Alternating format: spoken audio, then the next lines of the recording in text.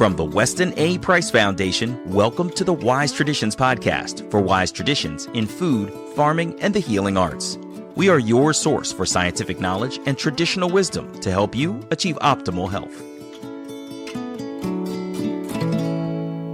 And now here is our host and producer, Hilda Labrada Gore. Hey, Hilda here. How can you tell if you have parasites? What are the symptoms? And what are some effective protocols for eliminating them from the body and from avoiding hosting them in the first place? This is episode 447, and our guest today is Laura Villanti. Laura is the founder of At Home with Wellness.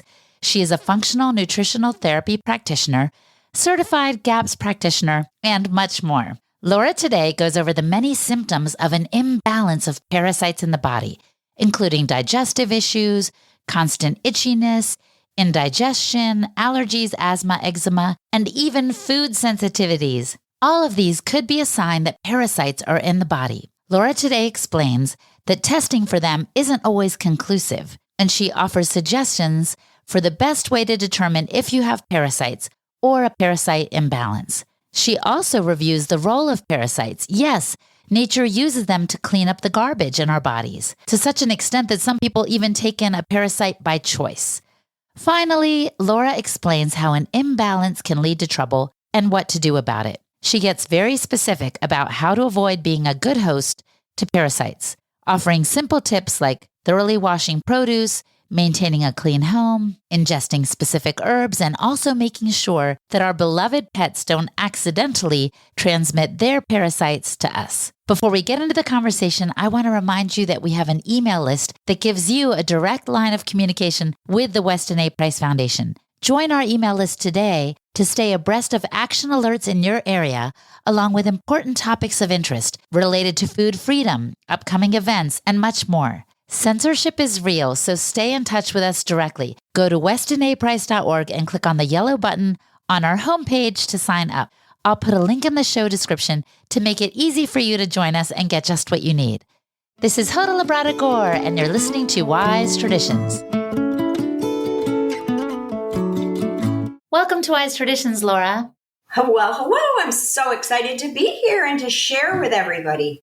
Yeah, it was great to see you at the Wise Traditions conference not too long ago. And I knew when I saw your topic, I was like, we have to have Laura on the podcast because we haven't really talked about parasites much.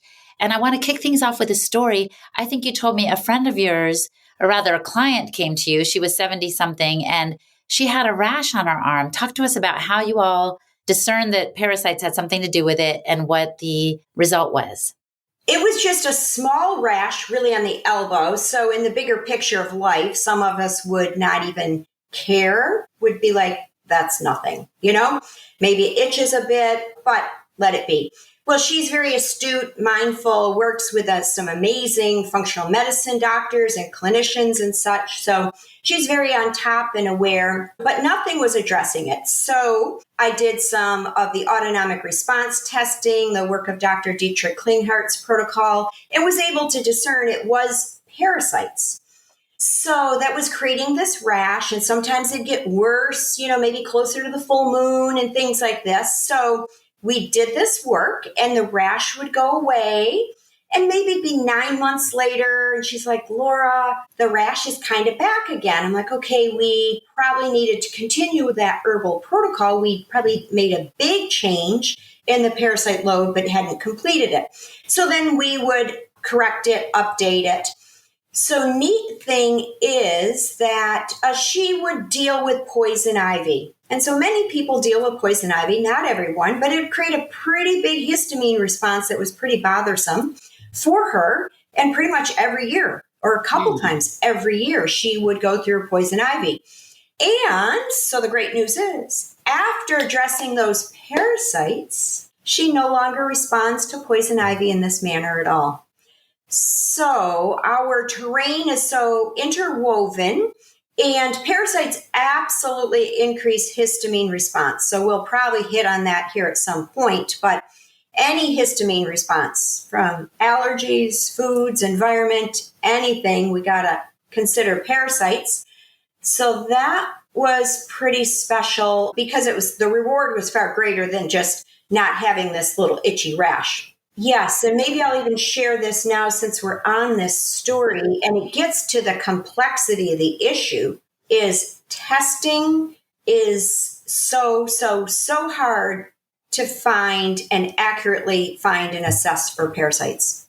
So this same client had, just timing wise, had been able, the functional medicine doctor knew of some better parasite testing and thought, you know what, let's do it with you just to check. And it all came back all clear. Mm-hmm. It just so happened that she was scheduled to see me a week after that. And lo and behold, so really same person, 1 week later, sure enough, I found parasites. So this simple, tiny example, just I got some good timing of it, really shows us how hard it is to find them. And yet they can be there.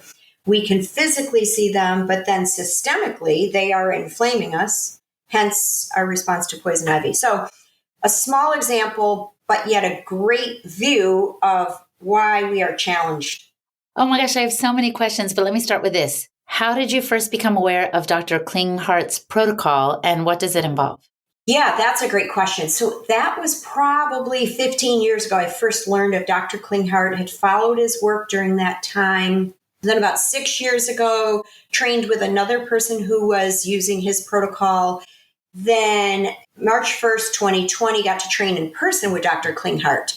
And since then have been weekly training and advanced training with several doctors who also do this advanced functional assessment of the autonomic nervous system. So it's between the testing methodology and the test items we have to even look for parasites. Is that why your testing was more accurate than the other testing your client went through, for example? Correct. And if you want, do we want to talk a little bit about testing right now? Yes, because we're on it. Let's just go for it. Okay. So the number one thing, and I just shared a presentation at the Wise Traditions Conference that I hope people would take away after that hour and 15-minute session is, even though they are so prevalent, the last thing we should not do this at all, is encourage our loved ones to go ask for a stool test to see if we have parasites, because that common stool test that is used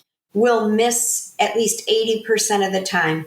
So that means that person then could go years on this false negative information without considering parasites because they got one test that showed it was negative. So Dr. Klinghart's methodology is really what I'd highly recommend for the most accurate way. And then also, because in order to address parasites, we have to also know about heavy metal status, other toxin status, other things that can be impeding the flow and function in the body. So for sure, any Klinghart trained practitioner would be excellent. And many of them can also do testing for people remotely. After that, I would say live blood cell analysis could be used, even though it's so hard to find somebody that does live blood cell analysis. And then there's a couple other organizations there. One is called PCI, and we could maybe give a link to that for the testing, Parasitology Center Incorporated, PCI. Another one is Parasite Wellness. Okay. So those two have far better data responses. And the two websites are Parasitology Center is parasitetesting.com. And the next one would be parawellnessresearch.com. Oh, those are great resources. Thank you. Yeah, so that is what I'd recommend for testing, but far and above is the Klinghart autonomic response testing. Okay, so a simple stool test may not reveal all. As a matter of fact, you said most of the time it doesn't. So that's really good to know. Now, you mentioned your client came to you with a little rash. What are some of the other symptoms that we might have an imbalance or many parasites in our system? So definitely the gut. Everything from indigestion, it can be pain that moves around the abdomen, diarrhea, constipation, small intestinal bacterial overgrowth, which leads to bloat and challenges sometimes 24 hours a day, 7 days a week for many people. So we really want to consider parasites there. Anything in the gut, autoimmunity of the gut, autoimmunity in general, our lung health. If we have any lung issues, we cough, we wheeze, we have asthma, we have allergies of any type, food sensitivities of any type, dairy sensitivity in particular. If you're dairy sensitive, it would be so wise to consider the role that parasites may have in altering your gut microbiome and thus your ability to digest dairy. The brain can absolutely be impacted from headaches, brain fog. Every organ can be impacted. The liver is commonly impacted. The biliary function, the flow of bile, gets impeded because parasites easily nest within that bile duct or even the pancreatic bile duct. So pancreatic can then affect our blood sugar. And so liver health can be greatly affected. Our eyes, our ears, our nose, our sinuses. Many of us deal with sinus issues, a little congestion, stuffiness, or even after we eat a certain food, it's like, oh goodness, the sinus is filled up to here. And the next thing you know, you got a headache getting this big and this big and this big. So those may be some friends living up there in the sinuses. And instead of just saying, oh, it's wheat, oh, it's corn, oh, it's dairy, I can't digest that because my sinus is filled to here and my head explodes to here. And of course, our skin in every way. If we have any skin issues, eczema, rashes of any type, consider. Brain, also seizures, mood, emotions, and our thinking. We can have very delusional, very, very delusional thinking as a result of parasites and even certain parasites. Oh my gosh, this is crazy, Laura. That's practically every aspect of our lives can be affected. How are we getting these parasitic infections? Some people think we just get parasites from traveling overseas. So let's dispel that myth and tell us where and how we might be exposed to parasites. Yeah, I would agree that probably 50 years ago, that was quite true. You know, traveling overseas or an area where there's these parasites we're not familiar with, our terrain doesn't know what to do with. But in the last 50 years and every decade since then, we travel so much more. People are living in multiple places. Our food, 50 years ago, we were not getting food from around the world for our dinner table. Now we can have food from around the world, go out for lunch, we can go out for dinner, and tomorrow. Yeah. So the food has shifted. So we can get these parasites absolutely through food. And it is not just pork. It's not just a raw meat of any type. It's not just your fish. Certainly sushi, which is raw fish, could have some, but also, believe it or not, our fruits and vegetables. That innocent, amazing salad that we should be eating could be harboring some because from the soil it was grown on. And pets. And here we go, 50 years ago to today. Do we have far more house pets? Mm-hmm. I don't even know that statistic, but it's got to be 1,000-fold increased, right? They said we have more pets in the U.S.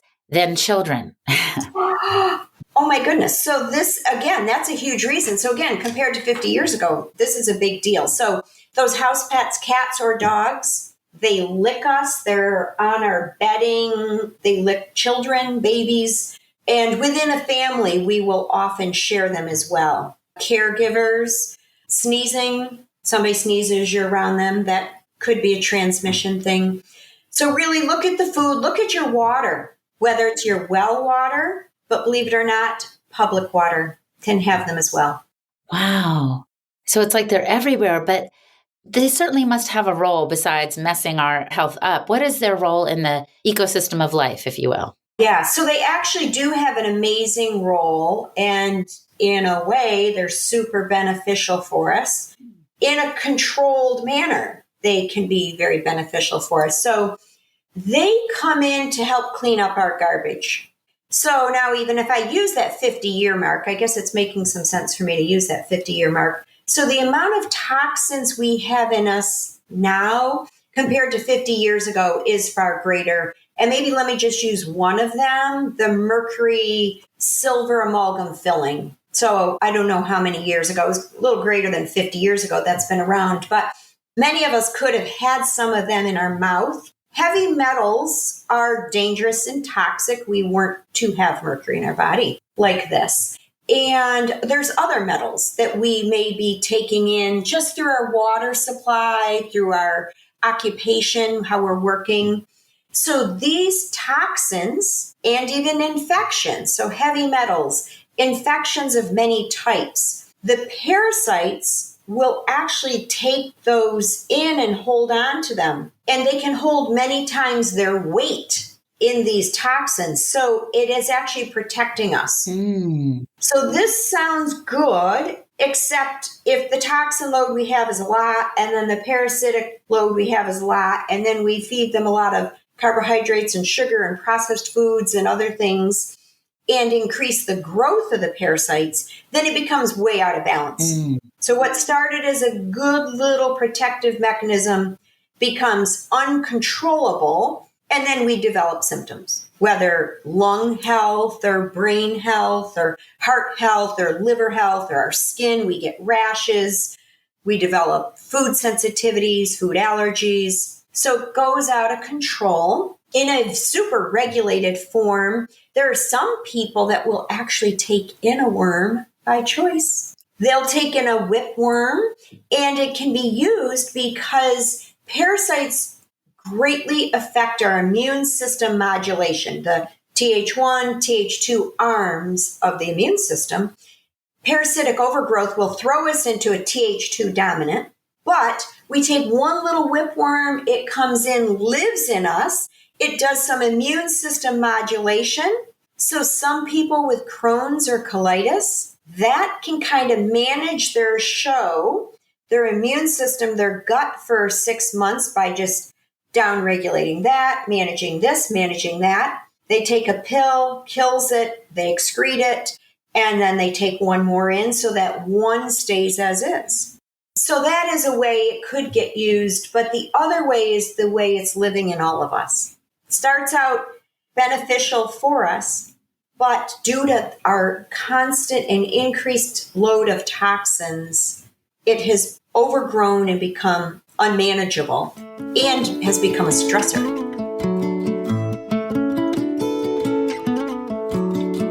Coming up, Laura explains the dangers about jumping into a parasite cleanse on your own. She also offers advice about what to do instead. And she gets practical about steps to take to be a bad host for parasites. You're listening to the Wise Traditions podcast from the Weston A. Price Foundation. We pause now to recognize our sponsors. Pluck organ-based seasoning. You've heard me talk about the importance of eating organ meats. Hands down, they are the most nutritious foods on the planet that support nearly every system in our body. Yet I know, despite our best intentions, we're not always taking the time to source and cook organ meats regularly. This is where Pluck seasoning enters in. It's an easy and delicious way to microdose organ meats daily. Pluck is a mix of 5 100% grass-fed, freeze-dried, powdered organs: liver, heart, kidney, spleen, and pancreas. And it includes organic spices and herbs. It's as easy as seasoning your food. Plus, it tastes exceptionally good on everything. It's so versatile.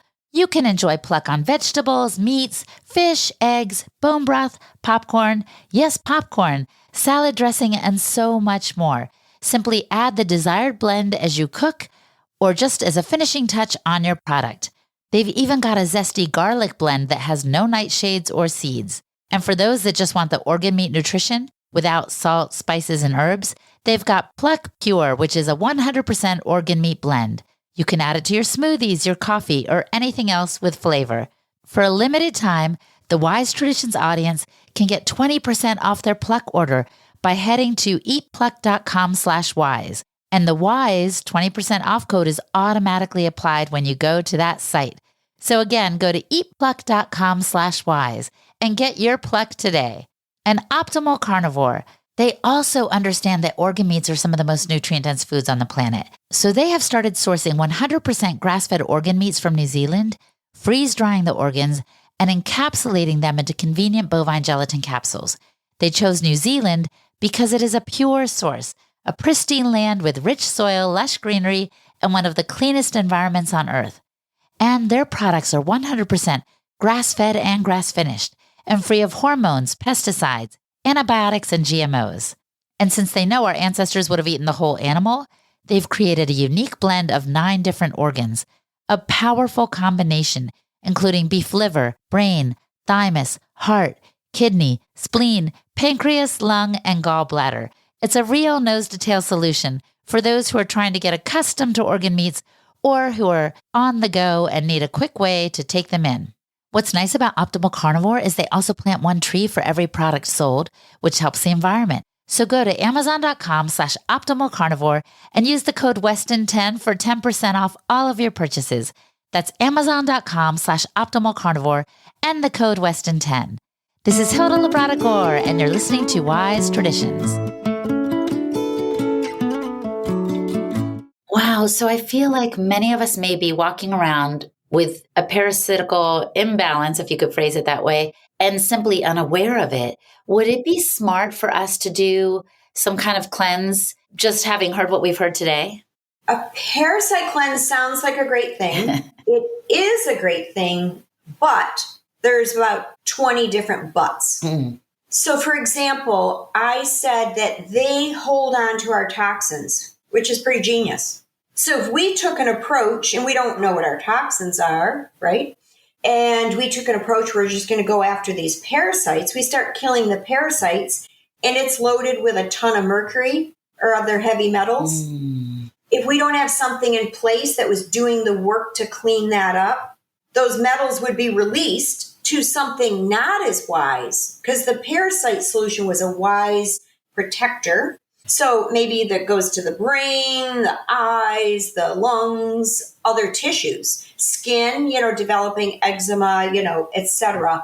So that's just one but. Another one is our digestion, our bowels need to be working beautifully, because if we're going to move out any toxin load, we have to have our bowels beautifully moving. So there's just one small yet big reason why we may not just want to start with that. We need amazing bile flow, pretty amazing liver health there before doing a parasite cleanse. And I guess huge caution would be anyone with any chronic health condition, anyone with cancer, autoimmunity, Lyme. I would work with someone skilled in assessing what's the total toxin burden you're working with. How do we get started offloading those toxins? How do we support your own energy so that you actually can detoxify? It actually takes energy to detoxify. And something I did not share earlier as to how they could affect us is cancer. And you can even go up on the CDC website, and there is some understanding of the role of parasites in cancer. And a couple times it's been found a tumor here in the brain only to learn it was a parasitic mass, or a tumor in the liver or the lung or ovaries, only to learn it's a parasitic mass. So we have more to discover and learn about parasites than we know at this point. I imagine. So how did you get interested in the subject, Laura? I would just say through my clinical testing, using that autonomic response testing, and I would see it's far more relevant and prevalent than we know. And then the other interesting thing is it actually can impede your healing from far bigger issues. So Lyme is pretty prevalent today, and it's a big deal to recover from Lyme for some, but it's also very true. We need to address parasites before we're going to have good potential to address Lyme. Even with the most perfect protocol for Lyme, unless we have done the work to properly assess and address parasites, Lyme healing is a struggle. And this could be, hopefully, anyone listening to this with Lyme, this could hopefully be a major insight for you. If you've tried 10 phenomenal protocols, worked with 10 phenomenal clinicians, and you're still not moving forward, this could be it. And again, it's because we miss this in our testing. So thus we can miss it in treating it because nobody knew to treat it. Well, speaking of not knowing, what if we don't have any pressing symptoms? What percentage of the population do you suspect is walking around with parasites? Oh, goodness. So I guess the CDC and such would say, 70 to 80% probably have some parasites in them. But if we were to take that list that I had given from gut health, food sensitivities, allergies, seasonal allergies, lung health, anybody have any gut health issues these days? Anyone have any lung issues? Anyone have any brain, anxiety, depression, headaches, mood? Anyone have sinus issues? Anyone have skin issues? I don't know if even we just did those 5 questions, so many people, I would say yes to 2 of them, yes to 5 of them, yes to 1 of them. Like I think 90% of people would say yes to at least 1 of those. And so short of seeing a practitioner, is there something else we can do? You said it probably might not be well advised to take on a cleanse of some sort on your own because you might get rid of something that you actually need. But I guess I'm thinking of some friends of mine who do constant coffee enemas and they're like, all these things come out. And I'm like, is that a good thing or a bad thing? I don't really know. Yeah. So someone doing a coffee enema, they're already doing a few other things right for themselves. Mm-hmm.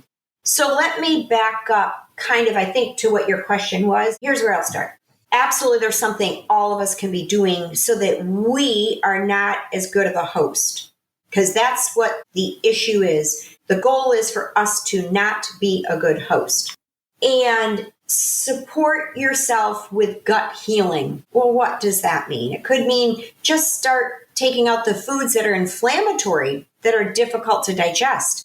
You take out those foods that are inflammatory, all of a sudden your immune system, 80% in the gut, is like, whoa, thanks for giving me a holiday. This is so much easier. Now maybe I have 50% of that immune power can now be spent on doing housekeeping, cleaning, addressing infections, maybe moving out some of that metal. So just by switching to a gut healing diet, which means start by taking out inflammatory foods, okay? Eat a nutrient-dense diet, properly prepared, nutrient-dense diet that the Weston A. Price Foundation has been promoting for years. That's already a step in the right direction. For sure, take out those foods you're sensitive to. If you eat some dairy and you produce some eczema, well, you're feeding the bugs. You know that because you're like, oh, I ate it and now I've got an eczema patch. Okay, so then start supporting the liver. Support your liver health, through improving better bile. There's plenty of foods to do this. You can use coffee enemas to do this, okay? You correct your hydration. You can start to do some work to support heavy metals leaving the body. Eat more fiber. Eat your vegetables. Again, that nutrient-dense, properly prepared food diet. Eat those vegetables. Have that fiber. All these things have nutrition, that's wisdom, and the body knows how to move out toxins. Our challenge is different than 50 years ago. We now have a toxin load that's this high, and we've got equipment and intelligence and availability in the body to move out this much because we've loaded it up with other stuff. So you see, we got more toxins, and so we're putting our immune system into overtime work, triple overtime work, and it doesn't get it done, and then we see the stuff come out of our skin or our brain. We're tired or we're foggy or we're a little angry or something like this. So those are some steps we can take to be a bad host. Oh, and then just even sushi. That thing, ginger and wasabi comes with it. It's not a decoration. So even like hot peppers are very anti-parasitic because you eat them. You're like, gosh, that could kill anything. And it's right. So like that wasabi could help address if there's parasites in that fish. Ginger is very anti-parasitic.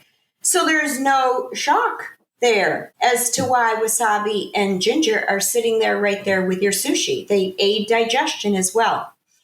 Also, washing your produce really well. Washing hands well, even cleanliness within the home, the bathrooms. Yeah, good microbiome, probiotic-rich foods. Yogurt is amazing if you can digest it, an amazing thing to be anti-parasitic because it supports the gut microbiome.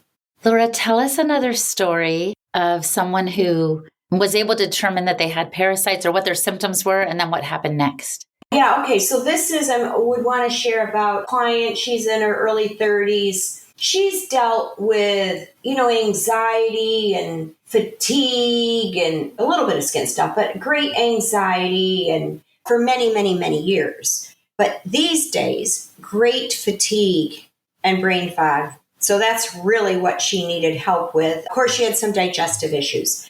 So truth is, she has a lot of Lyme. And even in doing our good work and taking the smallest of steps and supporting her with the parasites that we were aware of, she just was not able to make the progress to even implement the herbal protocol for Lyme. Like her body was just kind of saying, no, I can't take this. The detox, was too much for her. So in one of the next visits, I'm like, okay, let's just look so closely here because I knew EMF was a factor stressing her, new parasites. So really focused on that and focused. And even though I've had some of these conversations, had to have them again with more focus because I was like, I'm confident the reason we're not able to implement really the Lyme protocol the way we want is because of the parasitic load. And the parasitic load is very tied to the EMF exposure. So even though she'd been turning her phone off at night, her spouse hadn't, and they share the same bed. Okay. So there's the EMF exposure. And we share parasites between partners, obviously, and even within a whole household. So we have to be aware of that. So really emphasized, and I took time actually in that session to test her own phone, even with some EMF protection next to her, like where is she with her phone? And tested that and saw the stress load that EMF brought to her body. So I said, okay, this is really where we need to focus. So your phone off, your husband's phone off, not there, your Wi-Fi off. And, your husband had been dealing with some rashes. So, he needed to address his parasites too. And her EMF support, needed to be a little closer to her. So she went home. A week later, she connects and she said, oh my gosh, I'm releasing so many parasites now. So the wisdom of the story is that parasites thrive in an EMF stronger environment. So back to the question about even prevalence and such, again, far greater than 50 years ago. Did everyone have a cell phone 50 years ago? No. Do we all have a cell phone today? Sure. Some people have a couple devices. So for success, even the same great protocol was being impeded just by the EMF stress. And so the more burdened we are with infections and toxins, the more EMF stress we will have. So it becomes, a chicken or the egg, and how are we going to make progress? You see what I'm saying? So it's layers.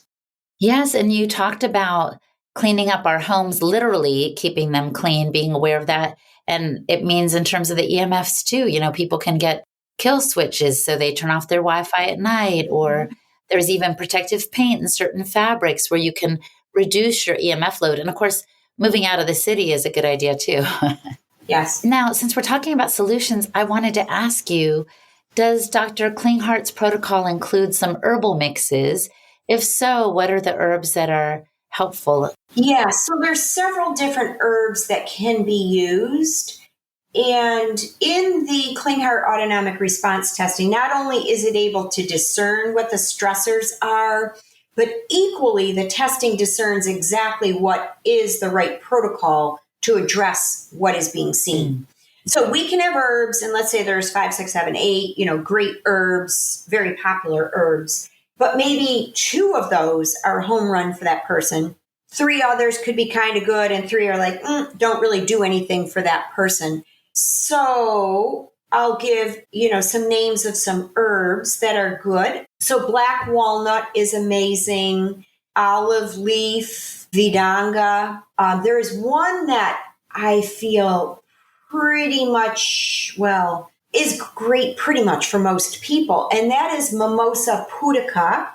And it is lovely for helping move out biofilms. And I'll talk about biofilms in a second, in that they're so prevalent. And then I'll talk about as to whether they are a parasite or not.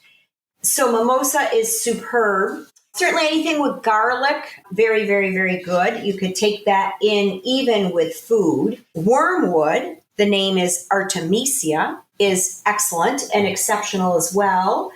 Berberine, those are probably the herbs I would mention. And then there's a couple other things I can mention that aren't so much herbs that yet could be exceptional, and I'd qualify on that. Do you want me to go to the topic of biofilms and ropeworms? I'm debating because we sometimes do like a little mini-sode, and I feel like that might be good for the mini-sode. And we have that on the website for members because our time is getting shorter. So let us save that for a mini-sode, okay, because it's an important part even of parasites, but it's a whole different realm. So just to get at the nugget, I think you were about to say is that a certain mix of herbs may be helpful for one person in a household, for example, but not necessarily for another, because we do have bio-individuality, right? So we can't just throw all these herbs and hope for the best. Right. So true. And even the dosing that one would need can be different than the other one. And then the ability for one to take the herb compared to the other one. Someone else is like, oh, I took it, my stomach's fine. Another person took it, they're like,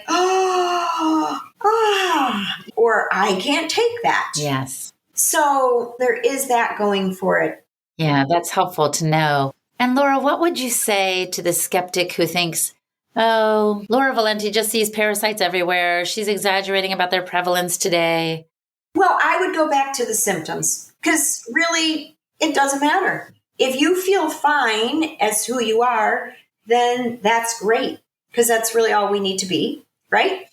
But if you're like, gosh, my brain's foggy and I don't really like that, or my skin itches, I itch it all the time, and this is driving me crazy, or gosh, my stomach hurts after most meals. This is really uncomfortable. I spend a lot of my day thinking about my stomach hurting.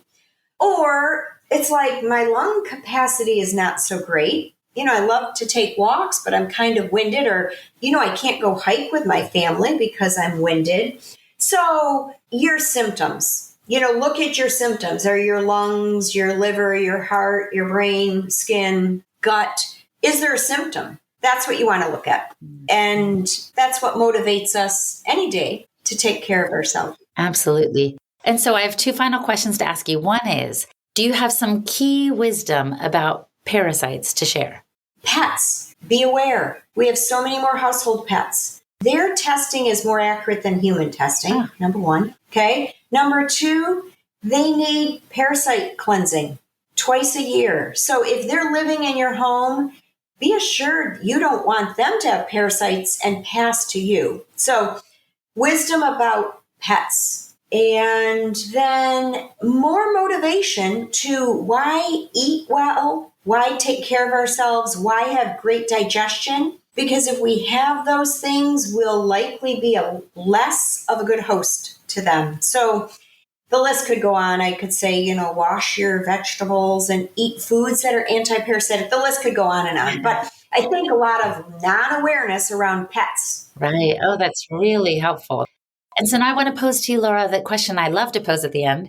If the listener just had one thing that they could do to improve their health, what would you recommend that they do? I would say this can support even the topic that we're on of parasites, but it supports everything. Become very EMF aware. The electromagnetic frequency radiation there is a stressor to all of us. Some of us can handle it just fine. We're like, I'm fine. I sleep fine. I think fine. I'm not fatigued if I'm out in these settings or any of that thing. But yet we all have some stress from it. And the more overall stressors we have, the more EMF is a problem. So if we have any health issues at all, much less chronic, then we must become very EMF aware. So making sure to have that phone in airplane mode or off when we're sleeping, have the Wi-Fi off, have the phones not in the room, these are simple things, don't cost anything and make a major impact. So I would say becoming EMF aware. That is wonderful advice to end on. Thank you so much for your time today, Laura. So happy to be here and share. Our guest today was Laura Villanti. You can visit her website at homewithwellness.com to learn more. And I'm Hilda Labrada-Gore, the host and producer of this podcast for the Weston A. Price Foundation. You can find me and my resources at holistichilda.com. And for the transcript for this podcast episode, visit our website, westonaprice.org, and click on the podcast page. And now for a letter to the editor from a recent Wise Traditions journal. Steve and Julie from Montana had this to say. We lived in Nevada for a number of years, and Ken Hardy was our chapter leader there. I am writing this in memory of him. Ken was a friend, teacher, mentor, and resource. We are stunned and heartbroken about his passing. We still cannot believe he is gone. I feel rather lost because I cannot imagine not being able to contact him and pick his brain. I just cannot process it. 14 years ago, I read a book that greatly affected my life and set me on this journey of learning real medicine, nutrition, and wellness. And right after reading the book, I discovered the Weston A. Price Foundation. And Ken and Rosemary were the chapter leaders in our area. I called and left a message, and when Ken called me back, we spoke for an hour. I was so eager for information, and Ken loves to teach. We hit it off right off the bat. And then Steve and I met him in person shortly after, and we've all been friends since. Ken was a lifetime learner. He was so incredibly generous with his knowledge and information. He was also tireless in doing all he could to provide good food, healthy natural medicine resources, and so many other things. He represented the foundation and its values so well. He truly lived it. They say when a person passes, an entire library of knowledge, wisdom, and information is lost. That is particularly true where Ken is concerned. He was one of the most intelligent and well-read people I've ever met. We are so incredibly grateful to have known him for so long. It has been a privilege. We truly feel that the Lord led us to Ken, and we hope we were a blessing to him, as he sure was to us. That's a letter from Steve and Julie in Montana. Thank you for your heartwarming letter. Thank you so much, Steve and Julie, for your letter. Ken sounds like he was a wonderful soul. You too can contribute to the journal by writing a letter to the editor on the topic of your choice by writing us at info@westonaprice.org and put letter to the editor in the subject line so we can consider including your story or your testimonial in an upcoming journal. And thank you so much for listening, my friend. Stay well and remember to keep your feet on the ground and your face to the sun. On behalf of the Weston A. Price Foundation, thanks for listening. We have many free resources to support you on your health journey. Visit westonaprice.org to find podcasts, articles, videos, and more. You can also find a local chapter near you for help in finding sources of great food. We invite you to support the Foundation's mission of education, research, and activism by becoming a member. Thanks again, and take care. Wise Traditions is a project of the Weston A. Price Foundation for wise traditions in food, farming, and the healing arts. The content on this podcast is provided for informational purposes only and is not intended to substitute for the advice provided by your doctor or other healthcare professional. It is not intended to be, nor does it constitute healthcare or medical advice.